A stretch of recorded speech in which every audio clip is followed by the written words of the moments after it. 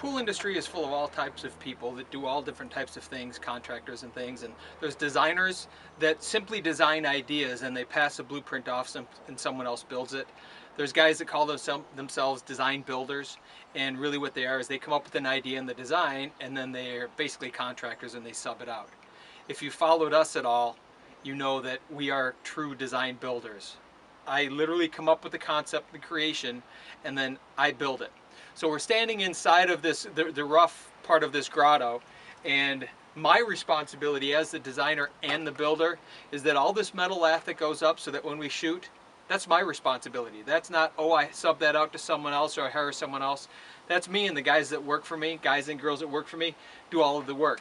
So basically, being that it's my responsibility and it's not just passed off to someone else, I find myself on a daily basis doing things like this, and basically right now I am tying this metal lath together so that tomorrow we can shotcrete this. Again, big difference between, oh, it's just hired out by someone else and someone else comes up with the creative and then you hire an artist to decorate it. We do it all. So when we're seeing things as we're going along in here, we'll make those changes on the fly to make the projects better.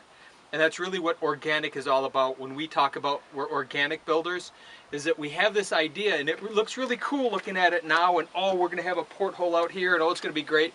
But until we're doing it, I imagine once we've shot the inside of this, we'll start seeing ledges and we'll start seeing shelves and cracks where we'll probably put some crystal quartz or something and light it up, or all those different things.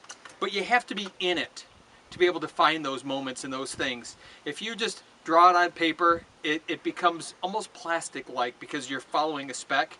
This is organic in nature and it creates really cool spaces, and people tend to love the stuff that we do, and I hope it's because it evokes a certain emotion that just comes with that naturalness of what we do, and that, I guess, that organic part of who we are.